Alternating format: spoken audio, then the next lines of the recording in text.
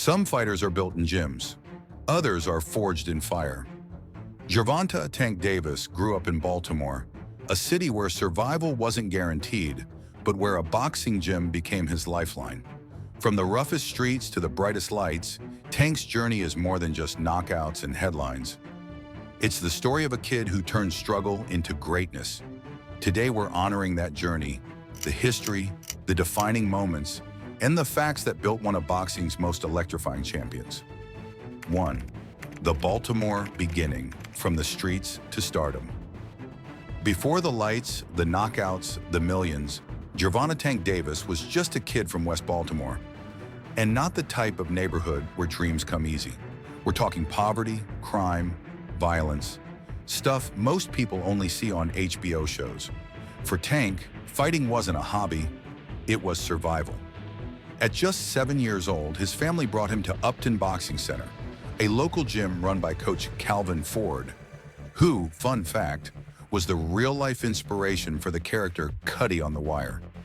Coach Ford didn't just teach Tank how to throw punches, he became a father figure. Tank's home life was rough. His mom struggled with addiction, his dad wasn't around, and Tank was bouncing between relatives.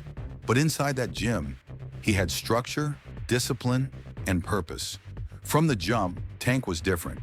He wasn't the tallest kid, but he had this explosive power that made people stop and go, "Wait a second, this kid's scary." As an amateur, he racked up over 200 fights, winning national Golden Gloves and multiple national championships. By the time he turned pro at 18 years old, people in Baltimore already knew this wasn't just another prospect. This was a prodigy. His debut came on February 22nd, 2013, at the DC Armory. Tank was put on the undercard of Lamont Peterson versus Kendall Holt, a big regional card. His opponent? Desi Williams, who came in with a record of 0-4. And let's just say, Tank made sure it stayed 0-5. One round, and that's all it took. Tank blasted him out and made sure his pro career started the way his amateur career ended, with someone flat on the canvas. From there, Tank went on a knockout spree that looked less like a boxing resume and more like a crime report. His first 8 fights all ended by knockout. Fans started comparing him to a Baltimore version of Mike Tyson, short, stocky, explosive, and dangerous from the opening bell. It wasn't until October 2014 against veteran Germán Moraz that anyone even lasted the distance with him. And when Moraz went home that night, he probably didn't even brag about it, because he got knocked down twice and lost every single round. Still, he made history as the first man to survive Tank. So by 2015, the boxing world had already started whispering, this kid might be the one. Not just another flashy prospect, but a future world champion. Every fight was quick, brutal, and violent. It felt like watching a cheat code in real life. Tank wasn't just fighting, he was sending messages. And the message was clear. Baltimore had just produced its most dangerous export since The Wire. 2. The Pedraza breakthrough. Tank arrives on the world stage. January 14th, 2017. Barclays Center, Brooklyn, New York. The lights are bright, the crowd is buzzing, and on the undercard of James DeGale versus Badu Jack, a 22-year-old Gervonta "Tank" Davis is about to step into the biggest fight of his life. His opponent, Jose Pedraza, the undefeated IBF super featherweight champion. Now let's set the stage. Pedraza was no pushover. He was 22 and slick, skilled, and coming in as the betting favorite. Most people thought Tank was being thrown into the deep end too early. After all, he was young, relatively untested, and, let's be real, still building his resume on highlight KOs of guys that casual fans couldn't even spell. The experts were like, good prospect, but Pedraza's too smart for him. Tank's response, hold my gloves. From the opening bell, Tank wasn't just fighting, he was performing.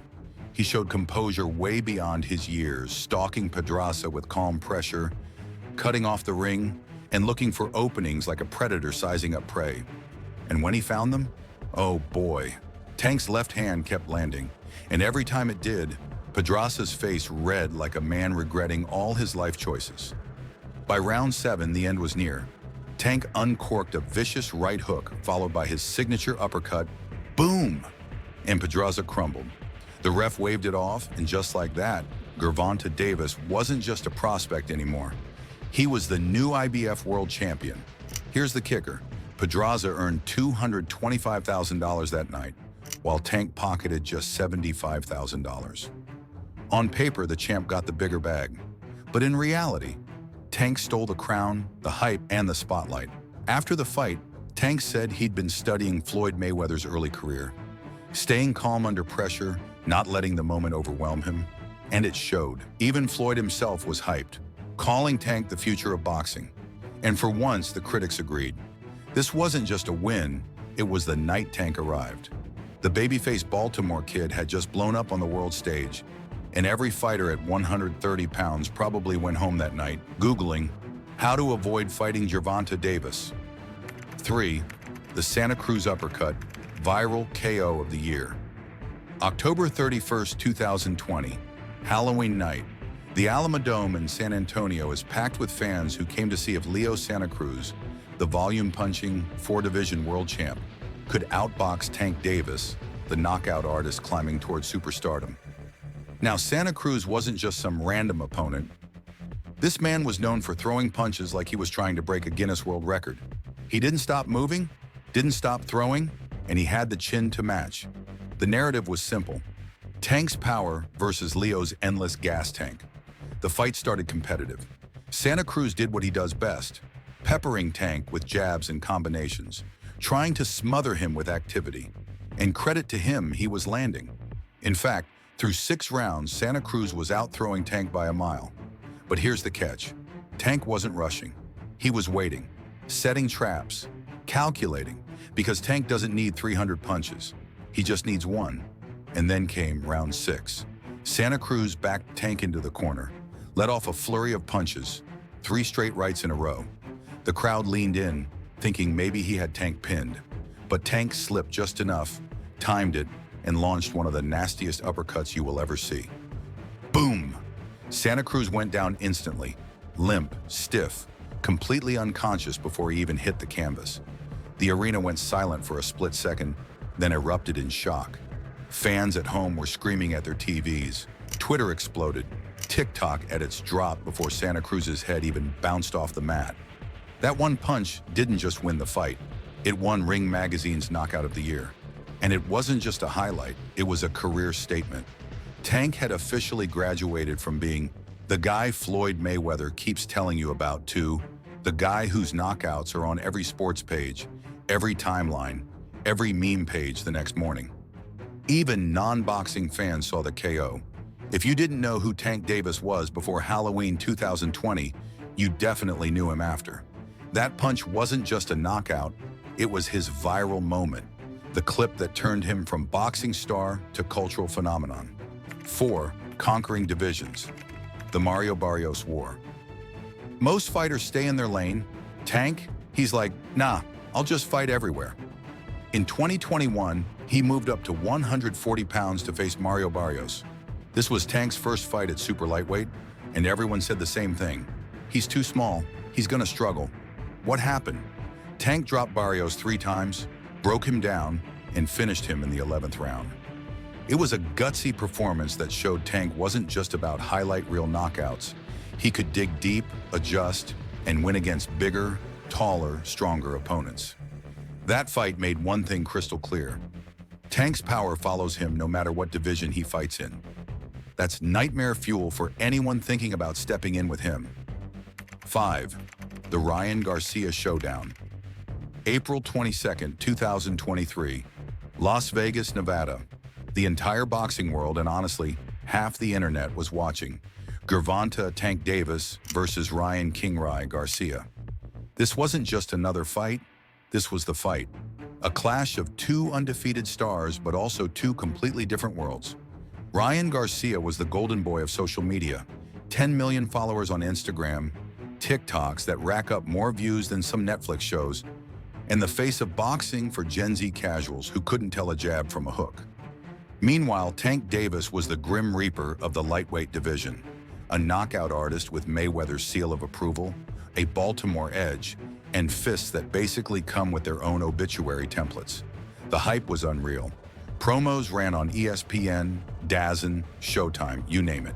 Twitter timelines were basically on fire, TikTok edits dropped daily, and everyone had an opinion. Ryan's fans said he's faster, taller, sharper.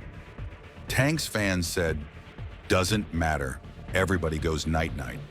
And the casual fans?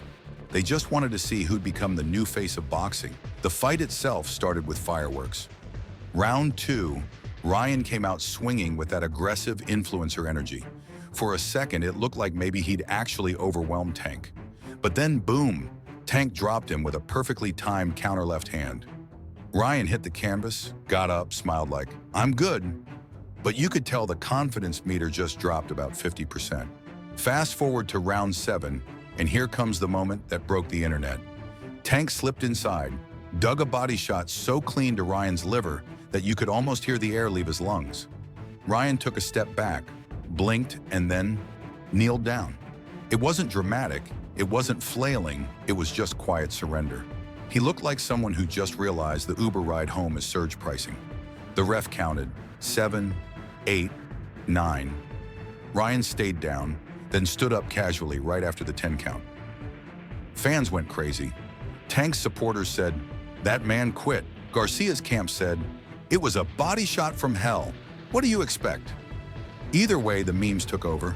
People were editing clips of Ryan kneeling next to anime characters, WWE refs, and even TikTok audios like, it's giving up, babe. Tank, meanwhile, barely broke a sweat.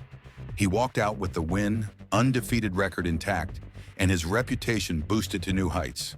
The PPV numbers, massive. Over 1 million buys, proving this wasn't just boxing, it was a cultural crossover moment. What made this fight so important wasn't just that Tank beat Ryan, it's that Tank proved he's the one fighter who can bring in casuals and hardcore fans. Ryan had the clout, but Tank had the knockout. And in boxing, clout fades, but power doesn't. This was Tank's true leap into superstardom. After this fight, he wasn't just the most dangerous man at lightweight, he was a bona fide PPV king, period. 6. The chaos factor. Tank versus the law. Tank's talent is undeniable, but his controversies? Man, it's like the dude is fighting 2 careers at once. Boxing and court cases, arrests for street fights, domestic violence charges. A hit-and-run accident in Baltimore where 4 people got hurt, including a pregnant woman.